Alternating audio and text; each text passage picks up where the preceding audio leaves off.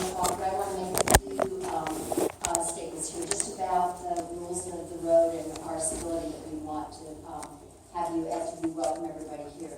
So we here at the DS are your elected council members, the 7 of us. We make policy decisions and we provide oversight and direction to our staff. We have staff here, city manager, city attorney, our finance director, our public works director, and we also have a member of our police force here. So, and then Clerk Adams, who works as our staff.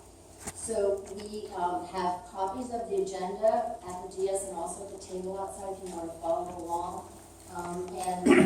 We have new procedures that we've instituted in the last month or so to hear from more citizens. So we have multiple opportunities for you to come forward and speak to us.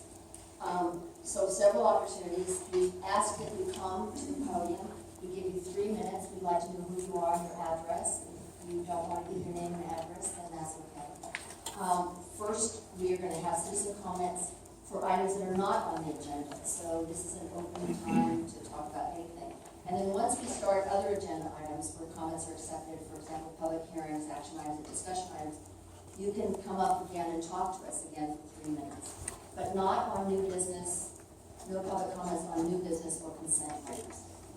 And so generally speaking, when you come to the podium to speak, I'll be asking for comments after staff presentation, citizen comments after staff presentation, and after council questions and before council deliberations. So you have an option to possibly sway us with your comments. And we want to hear what you have to say. So as you come to the podium, please indicate what you're going to talk about. And if we have time, we might address an issue under new business. You can bring up something. And if we have time, we'll also try to answer your questions. We may not have immediate answers, but we will do the best to get back to you. So again, 3 minutes. Please respect the time and issues of civility. Comments are not for having a debate or protracted dialogue. And I will add also of our 7 council members, we bring individual viewpoints, but welcome your perspectives and information. And we're here to serve all of the citizens. So there's lots of ways for you to contact us, office. Here, obviously, we're going to but we also respond to emails and phone calls, and we would really encourage you to visit the city website at information there and sign up for our city manager's newsletter that comes out every Wednesday. Any other comments here from council? Okay, are we ready for citizen comments now? I do have some people that are signed up here. We're going to start with Morgan Davis, and I have several names. And if you have not signed up, you can still come forward and talk to us. And again, generally the citizen comments are for items not on our agenda. So Madam Mayor, I'm going to defer to Bill Benton to speak first, and I'd like to speak second. Is that all right with you? Thank you.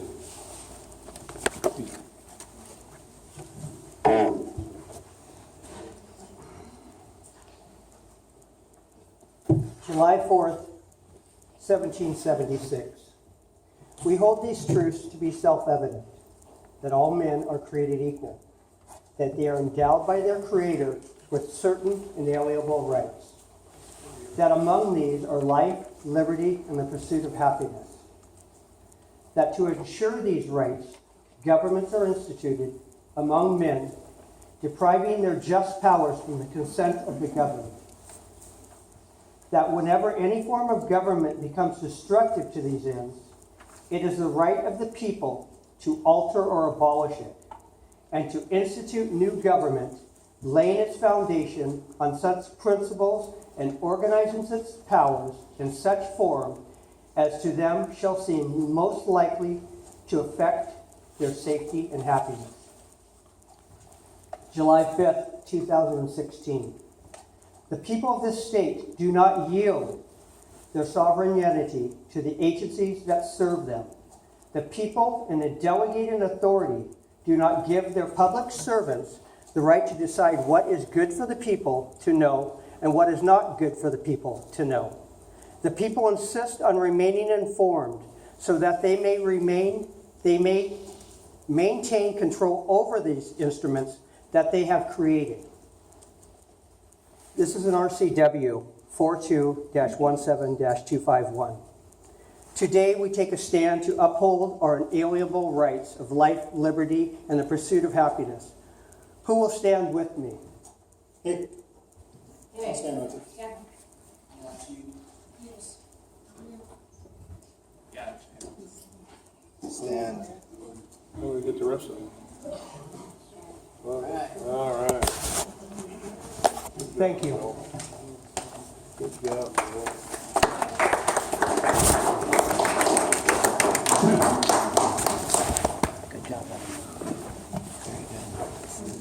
Good evening, Morgan Daily, 206 Avenue, Wyoming. Madam Mayor, I have two requests to take up new business tonight. Number one is cannabis vote, and number two is my public records request of April 29th. On the cannabis issue, I noticed on the door of the vacant retail store for rental at the 76 building at 2nd and D, there's an application notice for a recreational cannabis license approval from the Washington State Liquor Cannabis Board. Now, if it is approved by the state, then to avoid costly and possibly prolonged litigation, I request the council tonight move up its scheduled citywide cannabis vote from November of 2017 to this year's presidential election on November 3rd. It will save the taxpayers lots of money. Now, on the other issue, number two, my public records request. First, it was not collectively requested with the Miss Hopkins. That's ours. The high-priced attorney had that backwards. I applied for that request individually. I'd like to have that corrected in the record for Mr. Baumann.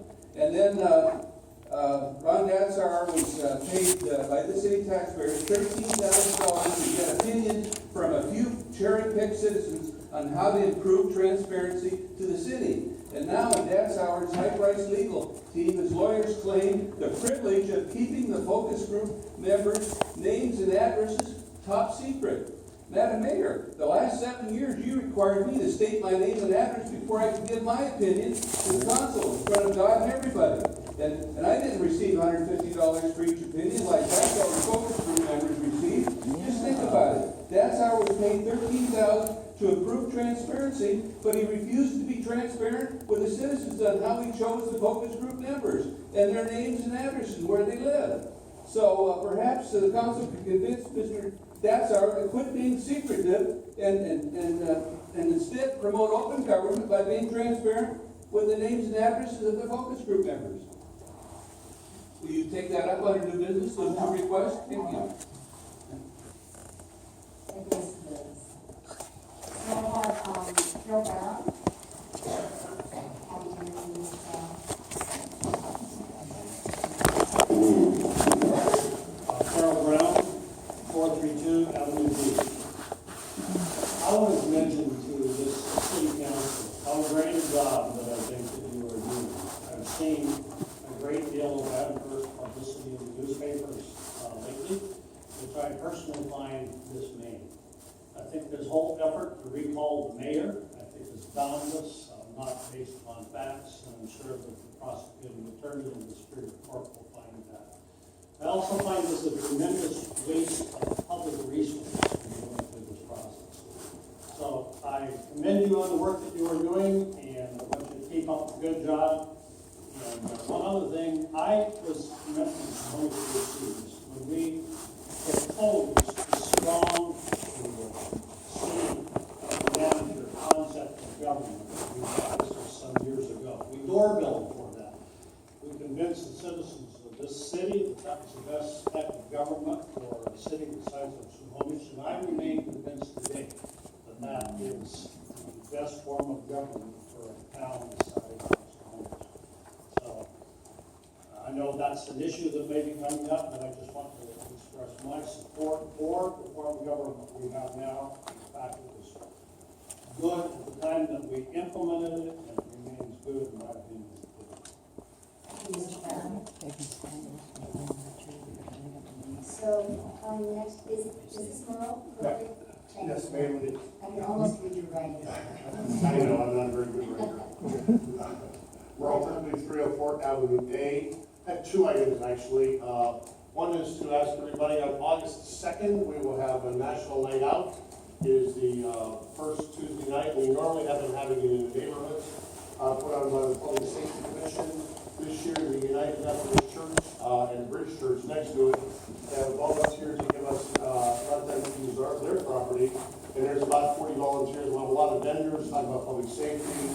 And it's a great night out in the city. I know it's behind it, actually, I hope you could maybe change your council We meeting. have. Good, thank you, because it's a great event to have. Secondly, without belaboring it, I will tell you, I don't always agree with all of you. But the one thing that I have found over the years, and I'm a long time resident of Snohomish, that you have always, whether you agree or disagree with me, we have been able to sit down and you at least listen to me. And that doesn't mean we happen to agree on the issue, but it does mean that you have listened. And so I would just echo Carol's words, thanks for the job you're doing. It's not an easy job, you're elected, I appreciate it, and I think our form of government is just great. Thank you. So, Carrie Clay, you're next. Karen Clay. I'm asking council members tonight to take steps towards ending the divisiveness that the city's handling of the April Field cell tower issue has inflicted upon us. This is an issue that will not go away without direct action on the part of the council. I personally am tired of thumping on the city at every deserved opportunity, but will continue to do whatever it lawfully takes to ensure we do not encounter the mishandling of the city's business at this level. There's no way around it. We need to directly address this issue and ensure that proper procedures are in place to protect citizens' interests. In directly addressing this issue, we jumpstart the difficult process of rebuilding trust. Part of the fix here entails restoring the deed restriction. Now, on the one hand, the city manager has said he will consider this, but on the other, he doesn't want to limit the city's options on any of the development parcels. The reality is, this property is limited. It's a public park, and the removal of any further deed restrictions will come at a steep cost to the city. The reality is, the city manager is not an elected official, and he should not be running the show. He has already led you down the wrong path on this property before. Now, a few years ago, you all thought it was enough to invest in the community by acquiring the Newbury Road property for future park use. More than one council person has expressed there's no way we're selling this property because they passionately believe in preserving this for citizens.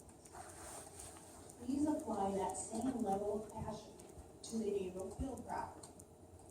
Not for some commercial endeavor or for some toxic cell tower that would have brought us a few bucks in revenue.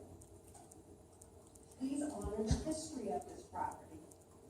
Do the right thing and continue to protect April Field as public park property for future generations.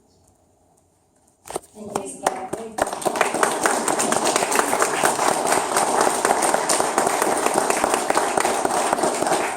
Thank you, Ms. Payne, I will bring that up under new business as well. Okay, now I've got, Rolf, you're next. May I go to the end here? Yes, Thank you. and I have Bill Benton, you've already spoken once, so now we're looking at Alex, Grace, Renatos. Alex, happy to hear from you, Alex. I'm Alex, I live on 428 Pine Street, and I'm speaking tonight because you guys, I've been hearing things about the Hallmo pool and how you guys want a cell tower around there, like by the Hallmo pool or something like that. But I just want to let you guys know, like anything you guys do to the Hallmo pool, it automatically affects the skate park because. Like, think about it, you guys put apartments there, you guys gotta put a parking lot by the skate park, where else are you gonna have a parking lot? It's gonna be by the skate park. And I just wanted to let you guys know, like, if you do anything to the skate park, if you take down the skate park, it's gonna cause more trouble to kids, like, there's nothing to do in Snohomish, like, there's really nothing other than paying for everything else to do, like, Snohomish, the skate park is like something for kids to go to, like poor families, kids to go do what they love, to go skate, to go scoot, to go bike. Like without the skate park, kids would probably go to crime, they'll probably go commit crime. They'll also go around doing street skating, getting kicked out of public places because they have nowhere to skate. And I just feel like if you guys take down the skate park, it's just gonna cause a whole lot of, it's gonna make a bigger issue with everything. And you guys are just gonna have to deal with a whole lot more. Thank you, Alex. My will comment there is no talk of taking out the skate park. None. Thank you, Alex. But thank you for speaking, we really appreciate that. Good job. So I'm looking at somebody that does. Excuse me, I'm new to this, I'm That's all right.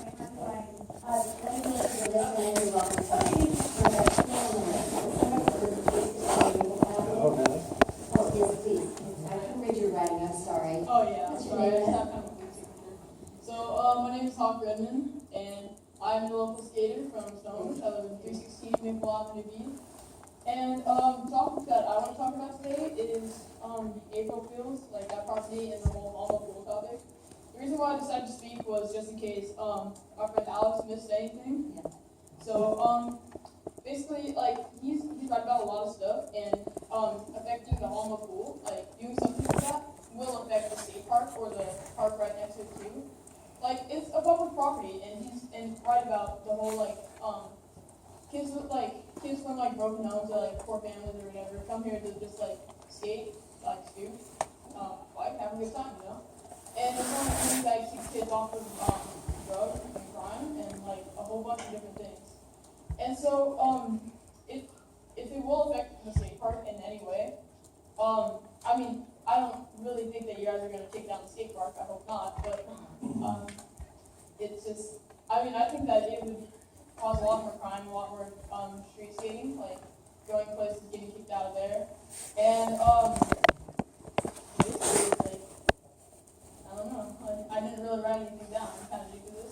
You're doing great. You're doing great. I think you have a career in public speaking, so. Okay. So rest assured, there's been no talk of taking down the skate park.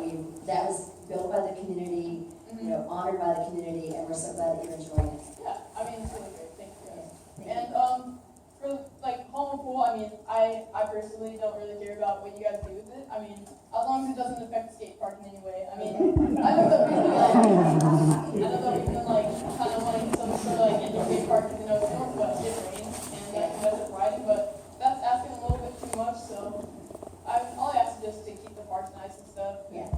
Yeah. We're very invested in the parks, and so the top of Howell Pool is to bring it into the community so the community can use it with all kinds of uses. But we haven't made a decision yet, but thanks so much. Yeah. Well, other than that, I don't really have anything else to say. Okay. So. Well, glad you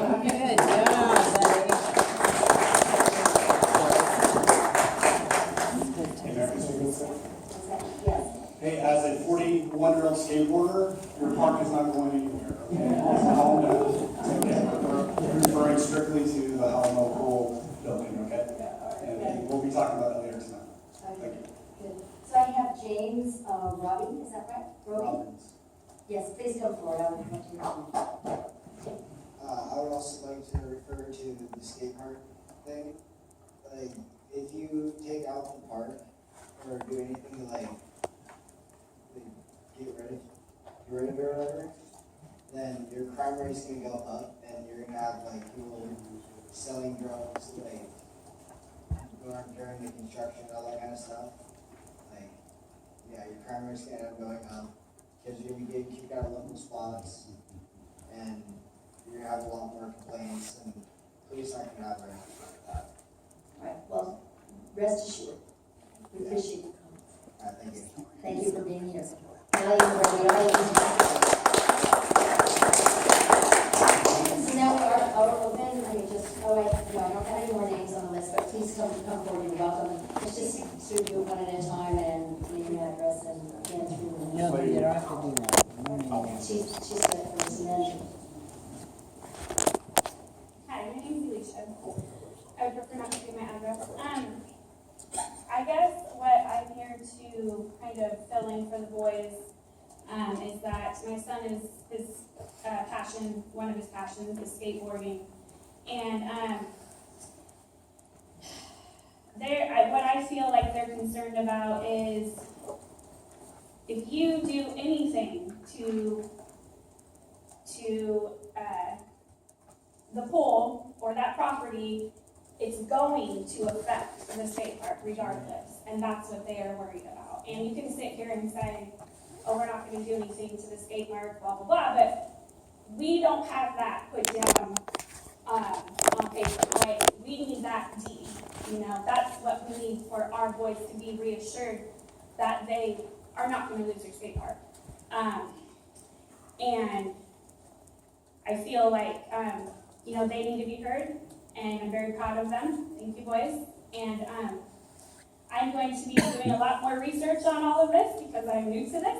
But I do know one thing, that once it's documented that the property is safe, then we will all feel safe about the skate park. Thank you. I do want to committee is an open committee. We have time, we have committee members that we have, and they've been meeting for about 6 months, but it is open to public comment, and you can come to those committee meetings. You can find out the dates of those committee meetings on the website. We'd love to have you there, so you can see what's going on, okay? Glad to have you there. That should be done, yeah. Okay, who else would like to come? Yes. Red Gibbs, 10909 10th Street Southeast, Snohomish. All right, welcome. Wanted to thank Mayor Buzak and Debbie Emge and Mike Johnson for attending the Downtown Snohomish Executive Board on June 6, 2016. We had a robust and constructive conversation over several issues, and if any other members of the council would care to join us at the board meeting, it's on the second Thursday of every month. That concludes my comments. Thanks, Mr. Gibson. That's another wonderful organization to join us. Historic Downtown Snohomish. Yes, great. And another thing, I don't think anybody's going to go crime or anything, you know. Thank you. So we'd love to hear from other people, so I know several people raised their hands, so please come forward. Yes, you're first. Come on.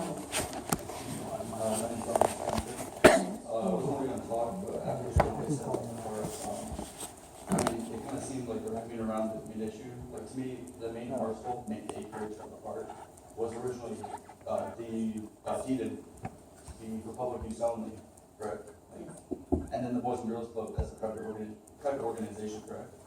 It's a non-profit. Non-profit, but it's a private organization. So are you asking a question about it? I'm just saying that I see this as saying, well, we're not going to go after the skate park as a concession to, like, you know, we're going to keep coming around this entire property and taking what was deeded as a park and just moving around the skate park. As long as we have the skate park, don't worry about what's going on with the rest of it. And I see it's a concession to the park. Like, I mean, the entire property was meant to be a park, and then we just keep taking away from it, taking away from it. I mean, what was the entire purpose of it being deeded as a park? It's just, I see this as a slippery slope. It just slowly takes away from the public. Well, I'm going to defer to City Manager here in a minute. My recollection is that it's deeded as for recreational purposes is what the deed is. So City Manager, can you clarify that, or City Attorney? Just so we can clear that up right now. We have multiple deeds on different parcels, and they don't all agree with each other. I think that would be that council to agendas of future date. Okay. But the portion where the Boys and Girls Club is for recreational purposes, and youth recreation, is that right? I can't remember. I believe so. Okay, I think so. No. So It's private. buildings are going to be going in are going to be recreational. It would be at Howell Pool, and yes, we're talking about recreational for community use, but the decision is not made yet. But thanks for I just want to put in that I'm concerned about it and giving it away from public property to private property, no matter if it's Right, private or non-profit. that's right, it's public property, you're right about that. Thanks for being here.